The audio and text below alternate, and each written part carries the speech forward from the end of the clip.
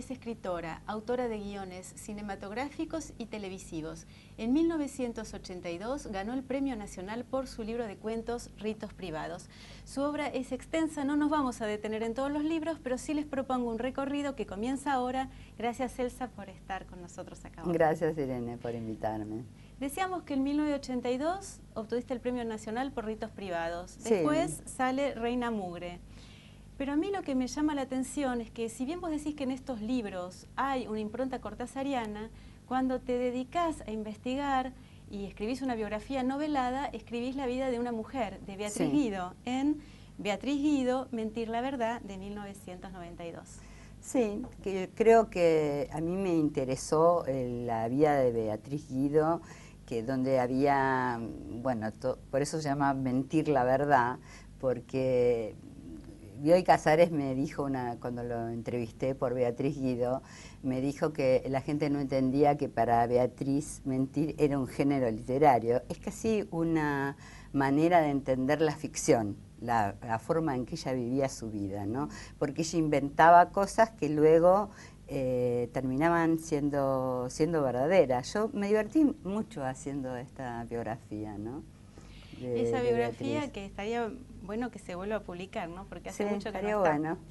Vamos a mencionar, pero sin detenernos, en otros libros tuyos, como incursionas en el humor, por ejemplo, en Cómo tenerlo todo, un libro que es una parodia de la autoayuda, y en un registro totalmente distinto, trabajás ensayos en el libro Las malas lenguas, de 1994.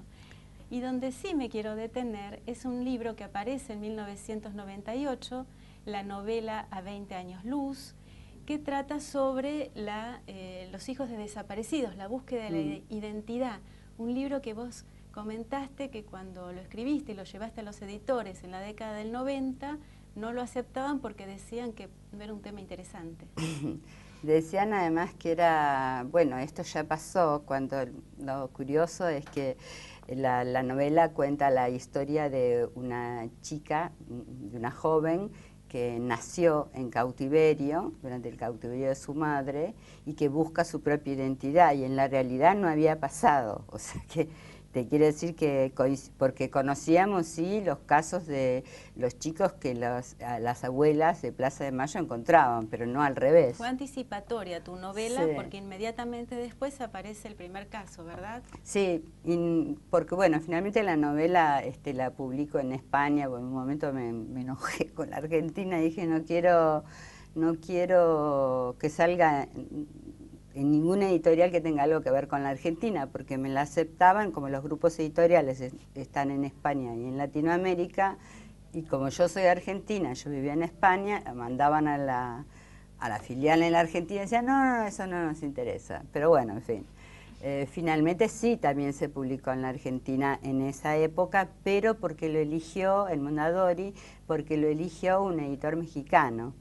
Y muy rápidamente, ahí la leyó bastante gente igual, y muy rápidamente salió, la sacaron cuando la gestión, con esta cuestión de los grupos editoriales, la gestión pasó a Sudamericana, hubo un error administrativo y desapareció la novela. Sin embargo, es un libro que está en Europa constantemente en librerías. Sí, sí, es un libro que sigue en varios países, sigue vendiéndose, que bueno, se publicó en 28 países en total y se sigue publicando, ¿no? Porque ahora salió en China, por ejemplo, o lugares así de exóticos, digamos. Vos tuviste hijos muy joven, pertenecés más a la generación de los padres que de los hijos de desaparecidos, pero hay una frase que se repite en la novela que de alguna manera justifica la generación, ¿no?, de los padres. Dice, queríamos un mundo mejor. Sí. Yo pensé que esta frase debe haber encontrado eco en los hijos. ¿Y qué experiencia tuviste justamente con los hijos como lectores de tu novela? Bueno, para mí también fue una experiencia al meterme en el personaje de Luz, que como te digo, a pesar de que mucha gente pensaba que existió, Luz es un personaje de ficción, entonces ella se encuentra con el padre en un momento y en este diálogo ella le hace algunas preguntas y algunos reproches, y son cosas curiosas que pasan con la literatura, porque algunas de las preguntas de Luz, yo nunca las pensé, o sea, solamente escribiendo. Por ejemplo, ella le dice al padre por qué me tuvieron en esas condiciones, es decir, en el sentido de, bueno, yo no elegí, ustedes habían elegido, yo no elegí, y es cierto que yo me pregunté, aunque yo no represento, no soy los padres de Luz, pero sí esa generación, sí la militancia, aunque diferente, ¿no? Pero es como que yo nunca pensé, ¿por qué teníamos hijos tan jóvenes? Porque era como, bueno, yo no diría que una inconsciencia, pero ahora me parece que justamente los jóvenes, desde el arte, lo están planteando. Es decir, la otra generación, que ya son, por supuesto, adultos, y lo están planteando desde un lugar diferente. Y a mí mi personaje te digo que me hizo mucho bien, porque me contagió su esperanza, volví a creer y luego volvieron a pasar cosas realmente interesantes. Cosas ¿no? interesantes como en España, cuando el juez Baltasar Garzón propicia los juicios donde vos tenés una participación de alguna manera muy activa, no solamente que volvés a la calle, digamos, sino que también escribís sobre esa experiencia y de alguna manera tenés una actividad internacionalista que yo conecté rápidamente con tu actual novela, con Mica, que trata la historia de Mica, una argentina que es la única capitana que comanda un grupo de milicia en la Guerra Civil Española, un grupo del POUM, Partido Obrero de Unificación Marxista. Así es, sí, y que era una militante internacionalista, como su compañero y otros amigos, que de ellos que yo descubro, ¿no? en la búsqueda de Mica, descubro una cantidad de gente valiosa. Bueno, ella es increíble que esté tan olvidada por la historia, ¿no? Esta mujer con todo lo que hizo. De hecho, nada más que por ser la única mujer que comandó, debería ser más conocida. Claro, y una mujer que a vos te llama desde hace 25 años, que te cuentan la historia de Mica. Me propongo ahora que sí nos detengamos justamente en esta vida de Mica, que nace en 1902 en Moisés Ville, en la colonia judía, tiene padres ucranianos, y acá hay un párrafo que me gustaría leerte de tu libro. Dice: nosotros jugábamos a los indios y a la mancha venenosa, una mancha adaptada a nuestras historias. No sé cuál de los chicos, tal vez fue yo misma, inventó esa mancha que tanto nos divertía en aquellos años de glicinas. Si eras tocado por el otro, caías en una cárcel rusa. Si te liberaban, podías tomar un barco a la Argentina. Piedra libre para todos los compañeros, gritaba yo, y todos los chicos eran arrancados de los pogroms y transportados a la felicidad sin fisuras de Moisés Ville. Creo que esa es la historia de Mica, toda la vida, piedra libre para todos mis compañeros. Es así, es así. Sí, eso, bueno, es interesante trabajar la historia desde la ficción, ¿no? Porque a veces a partir de pequeños detalles uno puede mostrar y acercarse a verdades históricas, ¿no? También es muy difícil trabajar con un personaje histórico, es decir, con alguien que existió. Pues a mí me gusta mucho trabajar la historia, en todos mis otros libros he trabajado la historia, por lo menos todos los últimos, pero siempre sobre hechos históricos, pero con personajes de ficción. En cambio, con un personaje que existe, una persona, Mica fue una mujer que existió. Yo no elegí hacer una biografía, sino una novela.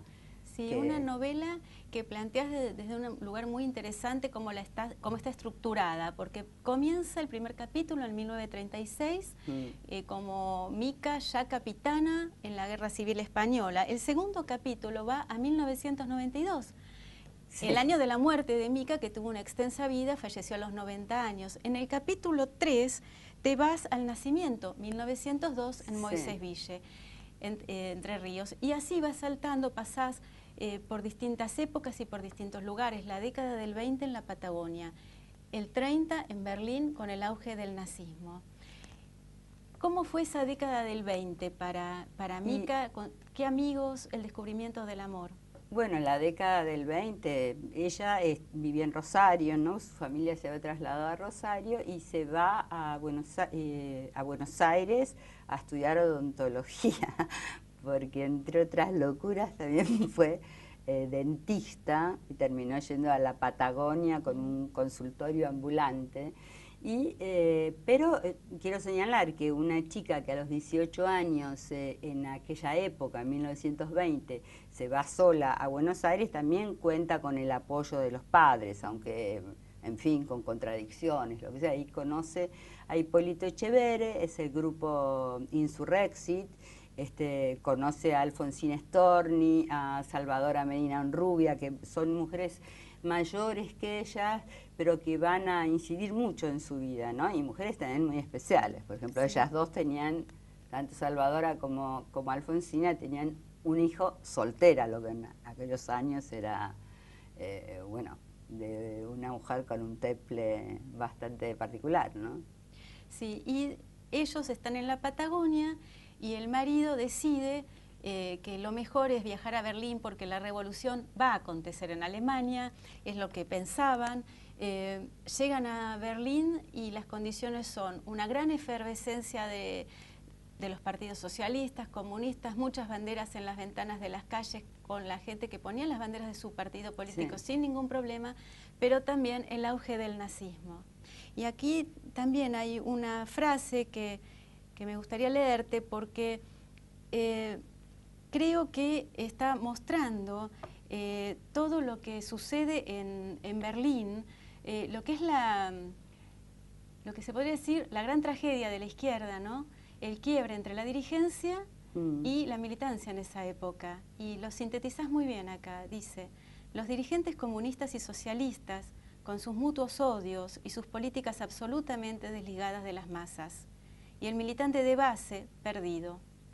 Junto a una abnegación y un valor individuales admirables, una enorme paralización y desorientación como clase. Sí, es que, bueno, yo busqué mucho, pero encontré un cuaderno de Mica, que yo le dije el cuaderno azul, porque estaba forrado con papel azul, que ella se lo había confiado a un amigo trotskista, a que, bueno, yo pude acceder a esos papeles, ¿no? Y leyendo este cuaderno donde van anotando en Alemania el día a día, aunque después se saltean cosas, era difícil seguir, ¿no? Pero te das cuenta de la desesperación, porque claro, imagínate que se está jugando ahí, prácticamente se juega el destino del siglo XX, porque estos alemanes están bien organizados y demás, finalmente va a ser la carne de cañón de la Segunda Guerra y porque ellos van viendo que estos fraccionamientos no están, está minimizado, digamos, el papel que va a tomar el fascismo. Entonces yo lo viví, te diría, fui de adentro, ¿no? Con eso claro. Me fui dando cuenta de que desesperante debía ser esa situación. Y ellos van siguiendo la revolución, la van siguiendo, ¿no? También en Francia, bueno, finalmente en España. Vos como narradora te metés de alguna manera en el libro porque hay en bastardilla, en letra itálica, hay comentarios justamente de la narradora, ¿no? Sí, yo decidí que en estructurar el libro a partir de una pregunta que es ¿qué te hizo capitana? ¿No? Como alguien que nació en Moisés Villa y termina siendo capitana en la Guerra Civil Española. Y decidí ponerlo en segunda, obviamente esa es mi pregunta al personaje, y yo sé infinitas cosas de la vida de Mica que no cuento, porque yo básicamente cuento desde el nacimiento, aunque cuente la muerte también, hasta la guerra, ¿no? Con algunos otros episodios sueltos que son como un reposo del guerrero, porque hay mucha guerra en este libro. Y entonces yo lo que pensé en este sentido era que era necesario, digamos, tener como un nudo, que es ese nudo, digamos, de la guerra y de la vida hasta la guerra. Claro, una vida que, como decías recién, tiene mucho de guerra, pero también hay un fuerte amor, Sí. y un amor que de alguna manera también se conecta con la guerra, porque ella admira a su marido, incluso en el libro se dice, para amarse es necesario admirarse, Sí. ¿no? Y cuando Hipólito muere, porque lo matan en la guerra civil, es ahí cuando ella se hace capitana, ¿no? Como siguiendo un diálogo con él. Sí, también porque manera. ella no tiene, digamos, mi idea era que todos estos, por diversos caminos se llega a ese final, porque es el final del libro, digamos, la muerte de él. Así que vos los vas viendo todo el tiempo juntos, y a ella sola en la guerra, y al final, estas dos líneas, la de la vida y la de la vida y la de la guerra, se juntan, y entonces se cuenta, bueno, esto que a ella la determina, porque hay derecho, digamos, a morir por uno mismo en un momento como ese, ¿no? Que no responde a sus ideales. El amor entre ellos es, como te comentaba, yo tuve acceso a sus escritos, y la verdad que las cartas entre ellos son maravillosas, son una verdadera historia de amor. Aparte, un amor que no se vuelca a hablar de sí mismo, sino están siempre pensando, es una generación de revolucionarios sacrificada, ¿no? Claro. Pero es esa idea, ¿no? Que decía, ser mejor para el otro, para cambiar el mundo hay que ser mejor, hay que estudiar mucho, para que el amor también se alimenta con la admiración. Sí, hay una formación intelectual Sí. constante. Y hay, en esto que habíamos mencionado, ¿no? De las divisiones internas de la izquierda, Sí. hay un personaje que me llamó la atención y yo quiero preguntarte si es real o es ficticio, que es el personaje Jan Bell, que es de alguna manera el traidor, el espía estalinista, Sí. el que va a tener que ver con que a Mica la pongan en prisión. Es ficticio, sí. Es ficticio. Pero hay muchas cosas, es decir, hay varios personajes que son ficticios, pero también están apoyados en cuestiones reales, es decir, en personas reales. Pero por eso yo digo, mi opción es la novela. Entonces, ¿por qué yo necesito este personaje? Lo necesito por necesidades narrativas y históricas. Es decir, va a ser muy importante aquí lo que pasa con el estalinismo. Entonces necesito ese personaje. Las fracciones de la izquierda también las necesito. Me conviene más tenerlo antes a este personaje. Tenerlo en Alemania, es decir, en lugar de contar, porque no es un manual de historia, es una novela. Y bueno, además ese personaje lo que te pasa escribiendo, ¿no? Que me fue creciendo escribiendo, y que bueno, tuve que mirarlo mucho para que el lector no se confunda, ¿no? Porque los nombres, bueno, después me quedé tranquila porque me dijeron que se entiende. Y al final es como hay un crecimiento, hay una pasión, pero básicamente lo que me interesaba contar es que ellos dos, siendo tan opuestos, Mica y Jan Well, o como se llame, que se llama de varias maneras, en realidad tienen el mismo sueño de futuro. Es decir, una sociedad igualitaria y demás. Lo que pasa es que los métodos de uno son estos métodos espantosos, los estalinistas, y los métodos de otros son los métodos, bueno, por lo menos en los que yo creo, ¿no? Sí, por eso refleja bien una época, ¿no? Este enfrentamiento entre los personajes y esta circularidad que tiene la novela, que termina con la muerte del marido de ella, Hipólito, en 1936, y había comenzado en 1936, claro, en septiembre, cuando ella es capitana. Pero hay otro capítulo, que podríamos decir casi es un capítulo para mí también final, donde vos explicás muy bien cómo surge el proyecto, quién te lo presenta, que Mica conoció a Juan José Hernández, que Mica conoció a José Bianco. Sí, a mí me pareció en un momento, yo tuve ganas y hice durante bastante tiempo una novela que era como la novela de la investigación y la novela de Mica al mismo tiempo.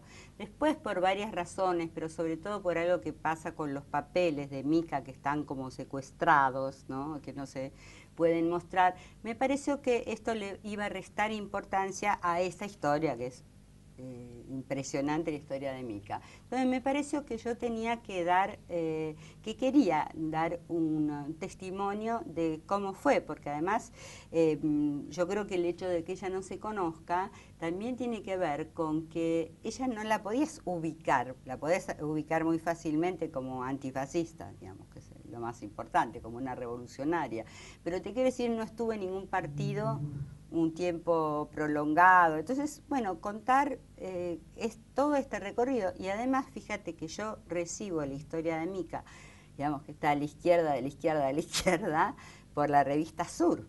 Claro. Es decir, por Juan José Hernández, por Pepe Bianco, a quien yo también conocí, traté justo en su último año de vida, y Juan José me contó esta historia que yo quedé fascinada. Todavía vivía ella, pero no... No bueno, llegaste a conocerla. no, tampoco, yo pensaba en ese momento hacer un libro, ¿viste? Escribí un artículo en una revista, y después un viaje que hice, fui a buscarla porque sabía que vivía en Saint-Sulpice, pero imagínate en una plaza empezar a preguntar dónde vive esta señora.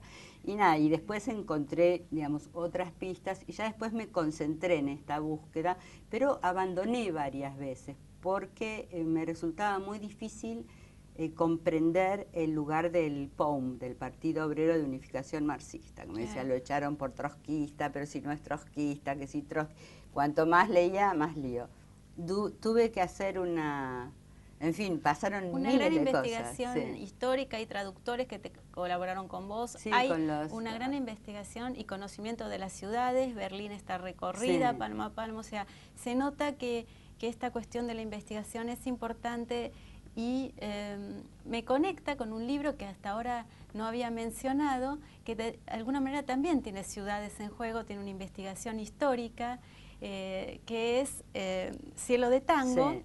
Donde hay una socióloga francesa que se conoce con un cineasta argentino y ambos descubren que tienen bisabuelos relacionados con el tango, y ahí también a través de una novela vos explicás también una época. Sí, ¿no? Ahí hubo muchísima investigación en esa novela. A mí me gusta la investigación, está clarísimo que me gusta.